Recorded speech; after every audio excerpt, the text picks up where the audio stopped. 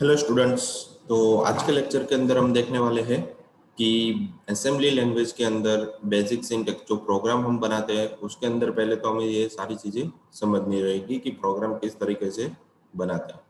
ठीक है, तो स्टार्ट करते हैं कि बेसिक सिंटैक्स। इससे पहले हमने जो भी चीज़ पढ़ी थी माइक्रो प्रोसेसर के रिलेटेड, उसके अंदर एड्रेसिंग मोड, रजिस्टर, वो सारी चीज़ें आ गई थी। ठीक है, तो उसी के रिलेटेड ये प्रोग्राम यहाँ पे बनते हैं। ठीक है, तो उसके कितने सिंटेक्स रहते हैं, बेसिक सिंटेक्स के अंदर कितने तरीके के सेक्शन के अंदर उसको डिवाइड किया गया है वो देखने वाले हैं। ठीक है, उसके बाद धीरे धीरे प्रोग्राम की तरफ हम बढ़ेंगे आगे। ठीक है, तो स्टार्ट करते हैं कि असेंबली लैंग्वेज के अंदर जो प्रोग्राम रहते हैं उसको 3 सेक्शन के अंदर डिवाइड किया गया है। फर्स्ट है कि डेटा सेक्शन, सेकंड है बीएसएस सेक्शन एंड थर्ड है टेक्स्ट सेक्शन। ठीक है, तो इन्हों तीनों टेक्स्ट डेट सेक्शन की मदद से ही हमारा जो प्रोग्राम रहता है असेंबलर लैंग्वेज का, ठीक है, तो उसकी मदद से ही असेंबली लैंग्वेज की प्रोग्रामिंग की जाती है। ठीक है, तो स्टार्ट करते हैं कि डेटा सेक्शन क्या रहता है। तो डेटा सेक्शन के अंदर वन टाइप ऑफ कि data section is used for declaring and initialize data और कांस्टेंट। मतलब जिस तरीके से हम प्रोग्रामिंग लैंग्वेज के अंदर कोई वेरिएबल बनाते हैं, ठीक है, या फिर डेटा स्टोर करने के लिए वेरिएबल हमें या फिर कांस्टेंट वेरिएबल हमें बनाना पड़ता है, तो उसी तरीके से यहाँ पर भी हमें डेटा या कांस्टेंट वेरिएबल डिक्लेयर करने के लिए डेटा सेक्शन की ज़रूरत पड़ती है। ठीक है, तो किसी भी तरीके के डेटा को आप डिक्लेयर करना चाहते हो या फिर वेरिएबल को बनाना चाहते हो तो उसके लिए डेटा सेक्शन आपको डिफाइन करना पड़ेगा, यानी डिक्लेयर करना पड़ेगा। ठीक है, सेकंड है कि this data does not change at run time. मतलब जो भी डेटा आप दे रहे हो वो वन टाइप ऑफ आपने कंपाइल टाइम से पहले दे दिया है, एक बार आपने दे दिया उसको आप बाद में चेंज नहीं कर सकते। ठीक है, तो ये फिक्स हो जाता है। तो असेंबलर का प्रोग्राम जैसे किसी भी तरीके से आप बनाते हो तो उसके अंदर आपको वैल्यू या फिर आगे किस किस तरीके की प्रॉब्लम आने वाली है उसके बेस पे ही सारा डेटा जज करके वहाँ पे रखना पड़ता है। ठीक है, तो इसीलिए यही बताया कि आप रन टाइम पर चेंज आप नहीं कर सकते, मतलब कंपाइल टाइम के टाइम पर ही आपको जो भी वैल्यू है या फिर डेटा है उसको दे देना है। फिर है कि you can declare various constant value, file names और बफर साइज। ठीक है, तो यहाँ पे आपको दिया गया है कि बहुत अलग अलग तरीके के आप कांस्टेंट वैल्यू मतलब फिक्स वैल्यू आप बना सकते हो। फाइल के नाम ऑलरेडी आप वहाँ वहाँ पे बना के रख सकते हो कि इसी तरीके से मेरे पास फाइल का नाम आएगा, या फिर बफर की साइज रहती है उसको भी आप यहाँ वहाँ पे फिक्स करके रख सकते हो, भाई इतना ही इसके अंदर बफर होगा, मतलब डेटा स्टोर कर सकते हो। अगर जैसे ही ये डेटा बफर फुल होगा तो उसके आगे फर्दर प्रोसेस करने के लिए वो भेज देगा, मतलब इतना ही डेटा आप वहाँ पे स्टोर कर सकते हो। तो ये वहाँ पे लिमिटेशन होगी। तो क्या क्या आप डेटा सेक्शन के अंदर कर सकते हो, तो यहाँ पे बताया गया कि you can declare various constant value, file name और बफर साइजेस। ठीक है, और एक्स्ट्रा। तो उसको बनाने के लिए यहाँ पर एक एग्जांपल भी दिया गया है कि सेक्शन डॉट डेटा दोगे तो आपका सेक्शन का जो वन टाइप ऑफ एक पोर्शन है वो बन जाएगा और उसके अंदर आप कितने भी डेटा वहाँ पर डिक्लेयर कर सकते हो। ठीक है, तो उसके बाद हम आगे बढ़ते हैं कि बीएसएस सेक्शन। ठीक है, तो बीएसएस सेक्शन एग्जैक्टली क्या करता है, तो उसके बारे में यहाँ पे आपको बताया गया है कि BSS section is used for declaring variable. ठीक है, तो आगे हमने देखा वो क्या था कि इस डेटा को आप डिक्लेयर कर सकते हो, यहाँ पे आप वेरिएबल को डिक्लेयर कर मतलब वेरिएबल आपको बनाना पड़ेगा, उसी के अंदर आप डेटा को स्टोर कर सकते हो। मतलब आपको डेटा सेक्शन बनाना है, उसके अंदर वेरिएबल बनाना है, उसके अंदर वेरिएबल के अंदर आप वैल्यू स्टोर कर सकते हो, या फिर फाइल का नाम, कांस्टेंट, इस तरीके से अलग अलग तरीके के टाइप आप वहाँ पे बना सकते हो। तो उसके लिए आपको बीएसएस सेक्शन वहाँ पे बनाना पड़ेगा। ठीक है, फिर एक टेक्स्ट सेक्शन, ठीक है, जिसके अंदर आपको सारा कुछ लिखना है। The text section is used for keeping the actual code. मतलब जिस तरीके का हमें वहाँ पे लॉजिक लगाना है, मतलब किसी भी तरीके की हमें प्रोग्रामिंग कोडिंग करनी है, तो वो सारी चीज़ें आपको टेक्स्ट सेक्शन के अंदर देनी रहेगी। मतलब एक्चुअल कोड हमारा कहाँ पे रहेगा, टेक्स्ट सेक्शन के अंदर। ठीक है, तो जैसे ही हम प्रोग्रामिंग लैंग्वेज है तो उसके पहले हमें लाइब्रेरी फाइल अटैच करवानी पड़ती है, तो वो सारा कुछ हमें इसके अंदर कुछ नहीं करना, सिर्फ ओनली क्या करना है कि हमें 2-3 सेक्शन, मैक्सिमम 3 सेक्शन आते हैं इसके अंदर, तो उसी तरीके के सेक्शन यहाँ पे डिक्लेयर करने रहते हैं। ठीक है, फिर एक ही the section must begin with declaration global underscore star. मतलब आपका जो डिक्लेरेशन है वो कहाँ से स्टार्ट होने वाला है, ग्लोबल अंडरस्कोर स्टार्ट नाम के वेरिएबल के थ्रू आपका एक्चुअल कोडिंग आप स्टार्ट उसके नीचे से कर सकते हो। जैसे आप सी लैंग्वेज के अंदर वॉइड मेन लिखते हो तो वॉइड मेन के नीचे से आप प्रोग्रामिंग स्टार्ट करते हो, ठीक है, उसके अंदर। तो वैसे ही यहाँ पर भी ग्लोबल स्टार्ट नाम का एक फंक्शन रहता है, असेंबली लैंग्वेज रहती है, जिसकी मदद से आपको उसके नीचे से या फिर उसके अंडर में सारी प्रोग्रामिंग या कोडिंग करनी रहती है। which tell the kernel where the program execution beginning। जैसे वर्ड मेन के अंदर होता है कि वर्ड मेन के अंदर जो भी लिखा हो जो रीड करना है उसको रन करवाना है, तो वैसे ही यहाँ पर भी ग्लोबल स्टार्ट नाम का एक कमांड रहता है जिसके अंदर आपको सारी कोडिंग करनी रहती है। जो ग्लोबल स्टार्ट है वो कर्नल मतलब सिस्टम को बताएगा कि प्रोग्राम की कोडिंग जो लिखी है वो यहाँ से रन करनी चालू करनी है, ठीक है। फिर उसके एग्जांपल भी यहाँ पे दिए गए कि सेक्शन डॉट टीएक्सटी, इस तरीके से आपको एक सेक्शन बनाए उसके अंदर ग्लोबल स्टार्ट और यहाँ से अंडरस्कोर स्टार्ट करके आपकी जो प्रोग्रामिंग है उसको स्टार्ट कर देना है, ठीक है। तो ये 3 तरीके के अलग अलग सेक्शन दिए गए, इसके अंदर आपको सारी कोडिंग करनी रहती है, ठीक है, एक्चुअल कोडिंग जो भी रहती है वो चीज।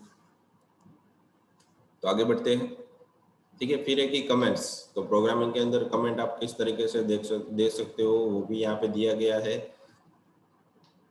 कि assembly language comment begin with semicolon, मतलब आपको कभी भी कमेंट देनी है तो सी लैंग्वेज के अंदर आप डबल स्लैश लिखते हो या फिर स्लैश स्टार लिखते हो, मल्टीपल लाइन के लिए भी और सिंगल लाइन के लिए डबल स्लैश और मल्टीपल लाइन को आपको कमेंट देनी है तो स्लैश स्टार, ठीक है। तो इस तरीके से तो यहाँ पर भी आपको कमेंट देनी है किसी भी चीज को तो उसके लिए कमेंट सिस्टम के लिए सेमीकोलन आपको दिया गया है। तो यहाँ पर है कि इट में contain any printable character including blank, ठीक है। तो किसी भी तरीके की चीज को मतलब ब्लैंक को भी आपको मतलब आपको लाइन वहां पे कभी भी छोड़नी नहीं है, मतलब आप वहां पे स्पेस या फिर लाइन ब्लैंक नहीं रख सकते। अगर आप लाइन ब्लैंक पे रखते हो तो उसके लिए वहां पे आपको कमेंट सेक्शन के अंदर कमेंट में सेमीकोलन करके देना पड़ेगा, ठीक है, क्यों आपने लाइन ब्लैंक छोड़ी, ठीक है। It can appear on line by itself, तो जो भी चीज रहती है वो आपको लाइन बाय लाइन ही सारा प्रोग्राम आपको दिखाई देगा, ठीक है। फिर एग्जांपल उसके दिए कि देखो स्टार्टिंग में आपने यहाँ पे कुछ लिखा नहीं है, कुछ कमांड नहीं दिया, कभी डायरेक्टली सेमीकोलन और लाइन आपने छोड़ दी तो उसकी कमेंट यहाँ पे हो गई, तो ये कमेंट हो गई वन टाइप। उसके बाद यहाँ पर भी सेम दिया है कि ये आपका कोड है, ठीक है, आपने यहाँ पे कोडिंग की हुई है और यहाँ पे आपने सेमीकोलन के बाद ये कमेंट दियो, मतलब आपकी जो लाइन रहती है इसके अंदर इतना ही कोड वो रीड करेगा, सेमीकोलन के बाद का डेटा रीड नहीं करेगा, मतलब वो एग्जीक्यूट नहीं होगा। तो इस तरीके से भी आप कमेंट यहाँ पे दे सकते हो। तो कमेंट सेक्शन आई थिंक आपको समझ में आ गया और इस कितने सेक्शन उसके अंदर है वो भी आपको समझ में आ गया होगा, ठीक है। तो आगे बढ़ते हैं, कमेंट सेक्शन के बाद हमारे पास आता है कि असेंबली लैंग्वेज की स्टेटमेंट कितनी तरीके की होती है और किस तरीके से वो वर्कआउट करता है, ठीक है। वो हमने शायद आगे भी पढ़ा था पर वो डिटेल में था, यहाँ पे उसको सिर्फ सिंप्लीफाई किया गया कि किस तरीके से आप उसको रन कर सकते हो, ठीक है, और किस तरीके से होता है सारा कुछ।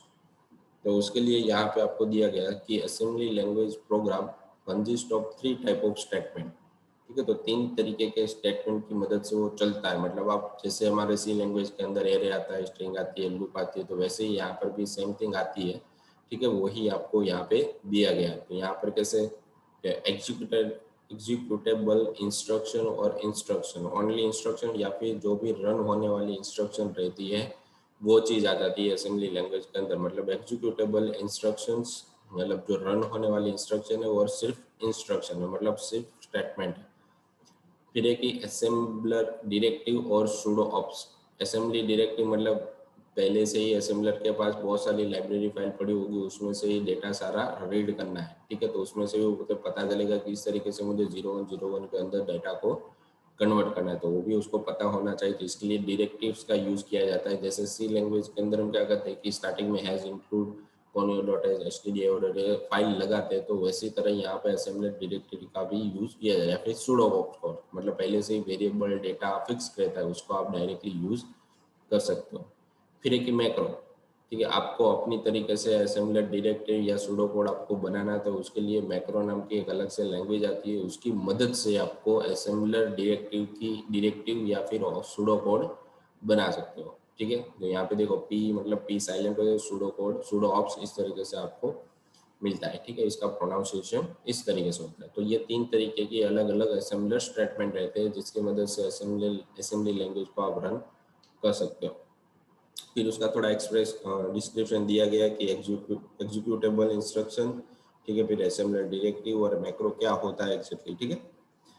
तो यहाँ पे बताया गया द एग्जीक्यूटेबल इंस्ट्रक्शन और simply instruction tell the processor what to do, मतलब जिस तरीके से आपके पास EXE फाइल रहती है या फिर सिर्फ इंस्ट्रक्शन रहती है उसको किस तरीके से प्रोसेसर के अंदर रन करवाना है वो सारा कुछ उसके अंदर लिखा रहता है इंस्ट्रक्शन के अंदर।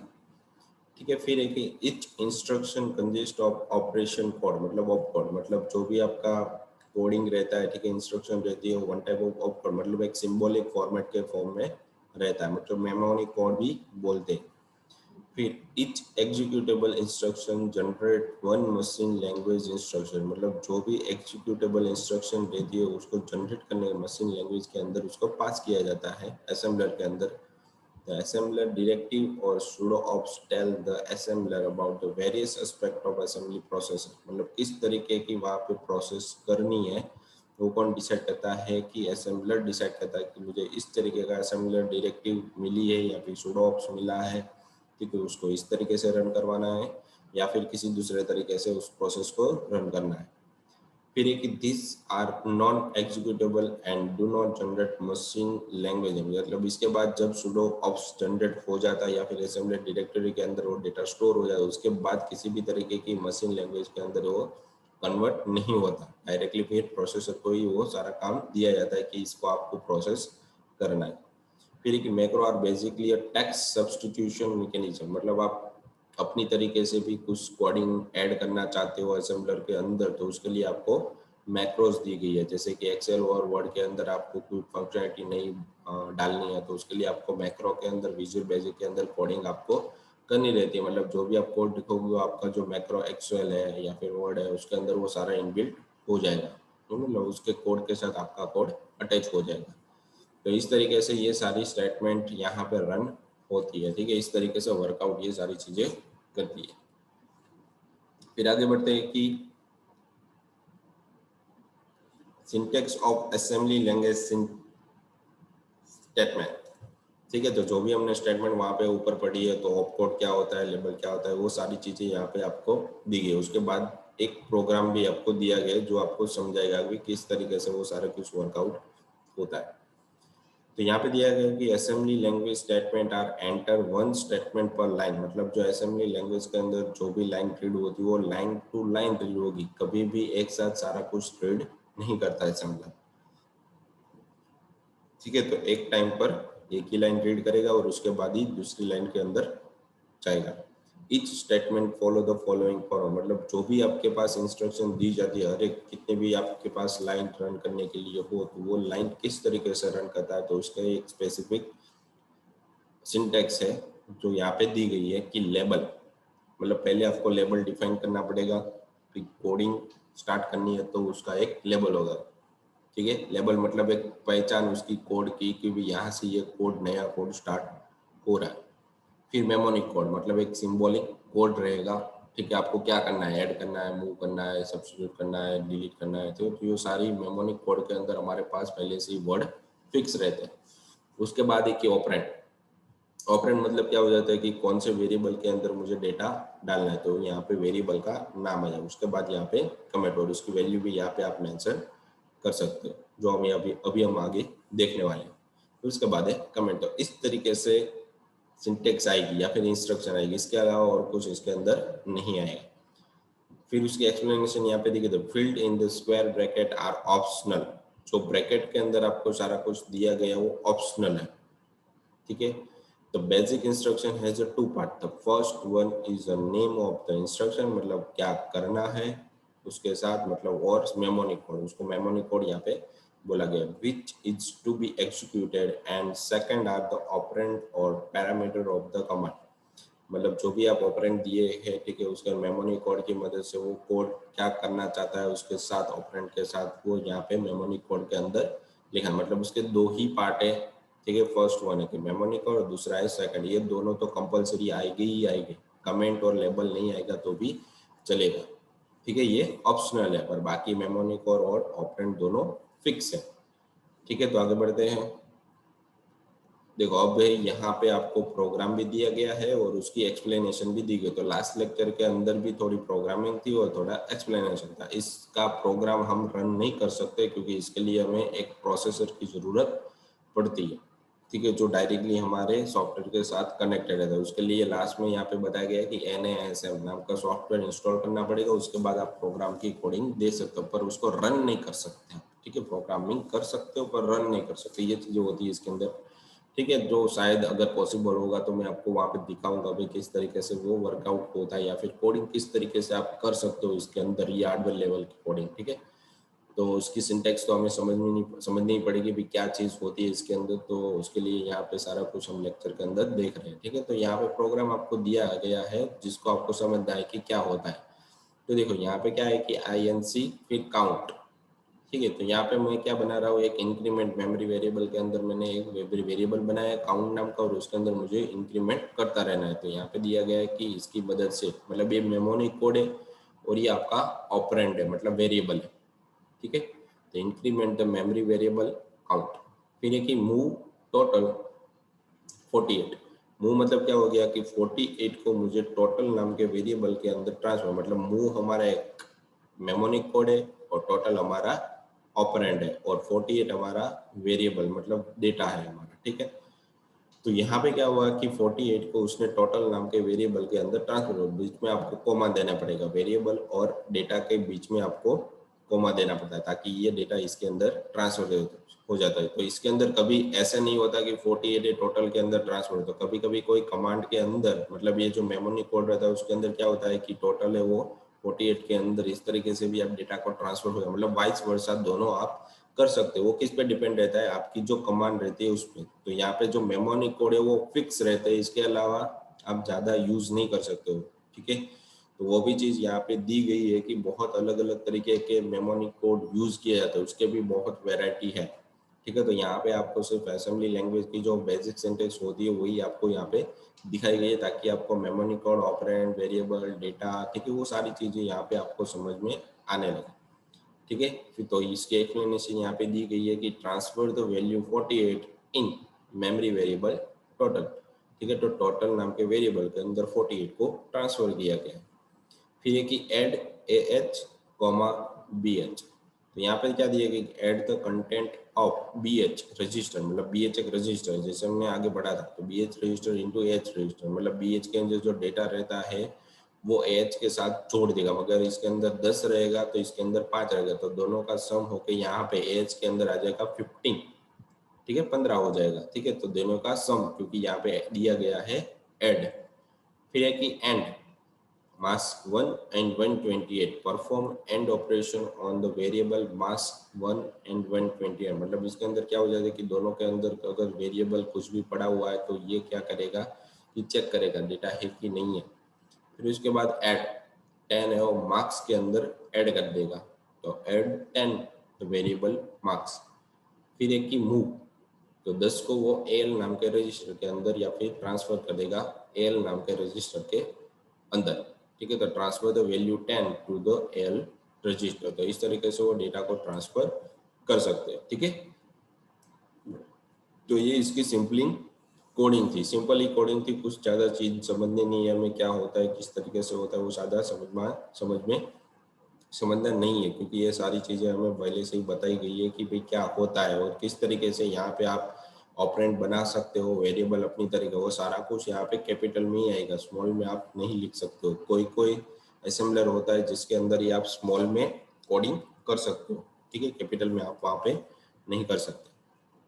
ठीक है, उसके बाद भी यहाँ पे हेलो वर्ल्ड, जो तो hello world program assembly language है, उसकी यहाँ पे आपको प्रोग्रामिंग दी गई है कि किस तरीके से आप हेलो वर्ल्ड प्रोग्राम प्रिंट कर सकते हो। तो देखो यहाँ पे पहले तो आपको क्या दिया कि section.txt, मतलब इसके अंदर आपको प्रोग्राम कहाँ से स्टार्ट करना है वो आपको दिया गया, मतलब ग्लोबल अंडरस्कोर स्टार्ट तो लिखना ही पड़ेगा। ठीक है, ये तो फिक्स हो गया। फिर उसके बाद अंडरस्कोर स्टार्ट और कॉलम, वो यहाँ से आपको जो भी एक्चुअल कोडिंग वो स्टार्ट करनी है।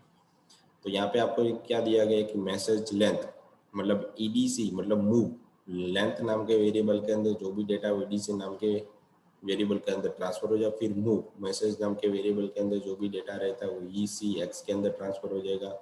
1 है वो EBX के अंदर ट्रांसफर हो गया, और 4 है वो EX के अंदर। फिर इंटीजर 0x80, तो कर्नल को यहाँ पे कॉल करने का एक तरीका है कि कर्नल मतलब हार्डवेयर को, ठीक है, तो इस तरीके से ये सिस्टम रन हो गई। फिर सिस्टम कॉल नंबर मतलब वहाँ से वो डेटा उठाएगा, ठीक है, यहाँ से डेटा उसने उठाया और कर्नल को यहाँ पे वापस उसने कॉल किया, और जो भी डेटा आपका रहता है, ठीक है, वो सेक्शन डेटा नाम के पोर्शन के अंदर आपको डालना। तो उसके लिए आपको क्या दिया कि मैसेज डीबी, ठीक है, मैसेज डीबी, ठीक है। तो यहाँ पे देखो मैसेज नाम का वेरिएबल आपके पास था, उसके अंदर क्या किया कि डीबी नाम के वेरिएबल के अंदर आप ट्रांसफर कर दिया क्या, हेलो वर्ल्ड, फिर 0xa स्ट्रिंग टू प्रिंट है, मतलब जो भी डेटा है वो प्रिंट होनी चाहिए, ठीक है, प्रिंट होनी चाहिए। फिर लेंथ दिया है, वो लेंथ ऑफ द स्ट्रिंग, तो यहाँ पे जो भी मैसेज की लेंथ है वो प्रिंट हो जाएगी, ठीक है। तो इस तरीके से आपको यहाँ पे सारी फंक्शनलिटी दी गई है। ये थोड़ी कॉम्प्लेक्स हो जाती है क्योंकि EX, ECX ये चीज़ें क्या होती है तो आगे आपको धीरे धीरे समझ में आएगा, ठीक है, क्या चीज़ें होती है। यहाँ पे तो हमने सिर्फ सेक्शन क्या क्या होता है, किस तरीके से वर्कआउट होता है, वो आपको यहाँ पे सिर्फ बताया गया है। इसको ज़्यादा पैनिक करने की ज़रूरत नहीं है, सिर्फ समझो कि क्या होता है, ये मेमोरी कोड है, ये वेरिएबल है, उसकी लेंथ है। तो फिर इस तरीके से आपको सारा कुछ समझना, अंडरस्टैंड करना है, बस, ज़्यादा कुछ नहीं है, ठीक है। फिर है कि compiling and linking an assembly program in NAS, मतलब किसी भी तरीके की असेंबली लैंग्वेज को आप असेंबली लैंग्वेज के प्रोग्राम को रन करना है तो उसके लिए आपको NASM की जरूरत पड़ेगी। तो NASM मतलब नेट वाइड असेंबलर, ठीक है। तो दो तीन तरीके की असेंबलर आता है माइक्रो प्रोसेसर के अंदर, जिसके अंदर से सारी प्रोग्रामिंग आप अच्छी तरीके से कर सकते हो। तो जो भी प्रोग्राम आपने ऊपर बनाया है उसको रन करने के लिए आपको कितनी प्रोसेस करनी पड़ेगी वो यहाँ पे बताई गई है, मतलब कंपाइल करने की। से आपको आप रन इसको नहीं करवा सकते, रन करोगे तो प्रॉब्लम होगी क्योंकि इसके लिए माइक्रो प्रोसेसर की ज़रूरत या फिर असेंबलर की ज़रूरत पड़ती है। तो यहाँ पे उसकी एक्सप्लेनेशन दी गई है कि जो भी आपने ऊपर प्रोग्राम बनाया है उसको किस तरीके से सेव कर सकते हो, उसकी परफॉर्मेंस यहाँ पे दी गई। The type of above coding is use text editor, मतलब किसी भी तरीके के टेक्स्ट एडिटर आप यूज कर सकते हो, पर जो भी आप प्रोग्राम बनाए तो उसको स्टोर करने के लिए .asm के नाम से आपको स्टोर करना पड़ेगा। फिर है कि make sure that you are in the same directory as where you save the hello.asm, मतलब आपको कमांड ओपन करना है और कमांड के अंदर मतलब आपको रन करने के लिए आप कहाँ पे जाना है, CMD ओपन करना है और उसकी सेम डायरेक्टरी यहाँ पे होनी चाहिए, ठीक है, यहाँ पे आपको पहुँचना पड़ेगा।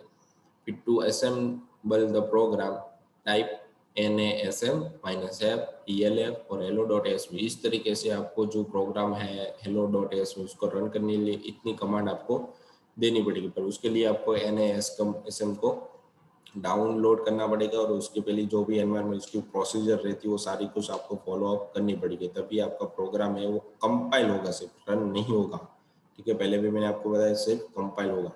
If there is any error you will be prompted about that at this stage, मतलब उसी टाइम पे आपको एरर दे देगा। Otherwise on object file of your program name hello.o will be created, तो वहाँ पे आपको hello.o नाम की एक फाइल बन के दिखाई देगी, उसके अंदर उसका आउटपुट होगा, ठीक है। डायरेक्टली आपकी प्रोग्रामिंग वो रन नहीं होगी, कभी बता रहा हूँ मैं। फिर एक to link the object file and create an executable file named hello, type ld -m elf i368 -a, तो इस तरीके से ये सारा कुछ, मतलब इसको आपको रन करना है तो उसके लिए आपको इस तरीके की कमांड यहाँ पे मेंशन करनी पड़ेगी, तभी आपका प्रोग्राम है उसकी आउटपुट आएगी, ठीक है, जैसे जावा के अंदर होता है वैसे ही। Executable program by typing ./hello, run करने के लिए आपको इतनी प्रोसीजर यहाँ पे फॉलो करनी पड़ेगी, ठीक है। तो ये आपको समझ में आ गया होगा कि किस तरीके से ये सारा कुछ वर्कआउट होता है, ठीक है। आगे हम पॉसिबल होगा तो समथिंग माइक्रो वर्जन रन करने की भी कोशिश करेंगे, उसके step by step environment setting भी करनी पड़ेगी बहुत सारी, ठीक है। तो ये आज के लेक्चर के अंदर हमारे टॉपिक्स है कि किस किस तरीके से सारा कुछ सिंटैक्स, बेसिक सिंटैक्स, स्टेटमेंट्स, ठीक है, उसकी कोडिंग, मेमोरी कोड, वो सारी चीज़ें हमने आज के लेक्चर के अंदर देखी है, ठीक है। तो उसके रिलेटेड यहाँ पे आपको क्वेश्चन दिए गए हैं जो आपको सबमिट करवाने रहेंगे आपके RWIT एप्लीकेशन के अंदर, ठीक है। तो आज के लेक्चर के लिए इतना ही था, थैंक यू।